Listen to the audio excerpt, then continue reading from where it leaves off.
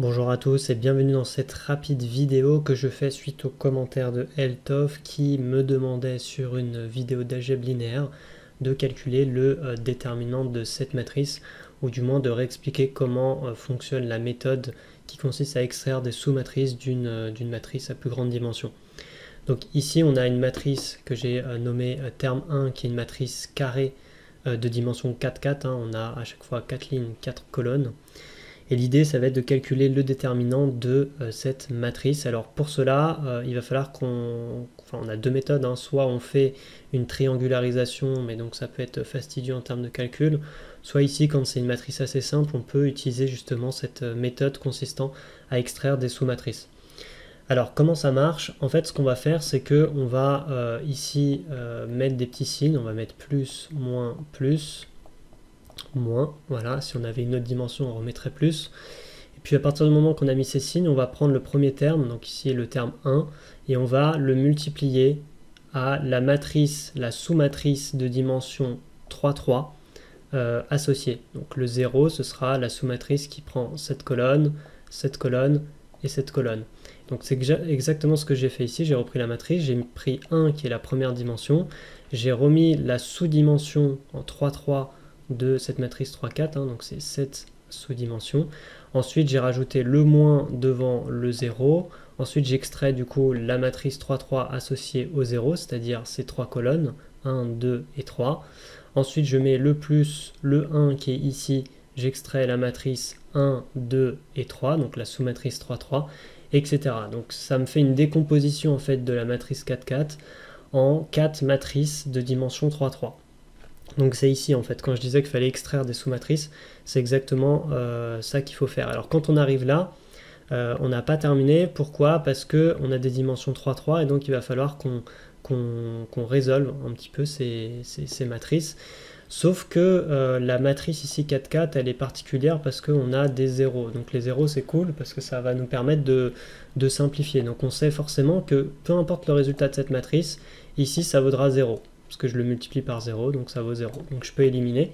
Pareil pour le quatrième terme, ici je peux éliminer, ça vaut également 0. Donc au final, il me reste deux matrices, celle-ci et celle-ci. Donc qu'est-ce que je vais faire? En fait, il faudrait ici que je fasse un égal et que je fasse une extraction d'une sous-matrice de la dimension 3,3. Donc il faut que j'isole des matrices de dimension 2,2. Donc en fait, je vais avoir ici 0 que multiplie la matrice 2,2 ici, c'est-à-dire 0, 4, 0, 2.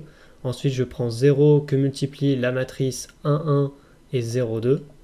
Et 0 que multiplie la matrice 1, 1 et 0, 4. Sauf qu'au final, je vais avoir 0, une matrice, 0, une matrice, 0, une matrice. Donc en fait, ici, ça vaut 0. Parce qu'à chaque fois, je vais multiplier 0 par une matrice de dimension de 2. Donc j'aurai 0, 0, 0, que je multiplie à 1, ça fait également 0. Donc ce terme vaut également 0 dans ce cas-là précis.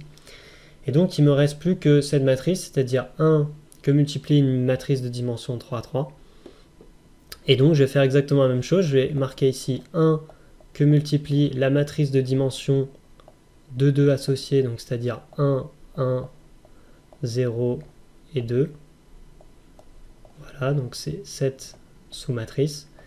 Et puis après, je vais mettre moins 0 facteur, donc c'est ce 0 là, facteur de la sous-matrice associée, c'est-à-dire 0, 0, donc ça et ça, 0, 2, 0, 2, plus, je prends le troisième terme, le 0, que multiplie la sous-matrice associée, à savoir 0, 0 et 1, 1. Voilà, et à partir de là, j'ai plus qu'à calculer le déterminant. Donc je vais avoir quoi? Je vais avoir 1 facteur de 1 fois 2, donc facteur de 2, moins 1 fois 0, donc moins 0, moins 0 que multiplie quelque chose, ça fait 0 toujours, donc moins 0, et plus 0 que multiplie quelque chose, ça fait 0, donc je peux également simplifier. Et donc au final, quand je regarde ici, ça fait bien 2. Donc c'est exactement le résultat qui était attendu, mais ce qui est important, c'est de bien comprendre cette sous-extraction de matrice. Quand je vais avoir une matrice de dimension 4,4, je fais des extractions de dimension 3,3, et ensuite je fais des extractions de dimension 2,2 et j'aboutis au résultat. Donc voilà, c'est une des méthodes. Après, on aurait pu triangulariser la matrice et puis aboutir à une solution peut-être plus rapide, ça dépend vraiment de la dimension. Bon, quand on arrive sur des matrices 4x4, ça commence à être assez important et assez fastidieux à calculer, mais c'est toujours exactement la même méthode qu'on peut également utiliser pour résoudre des 3-3, hein. C'est vraiment toujours la même méthode. Voilà, j'espère que cette vidéo vous a aidé, et puis n'hésitez pas à partager si ça peut aider d'autres personnes.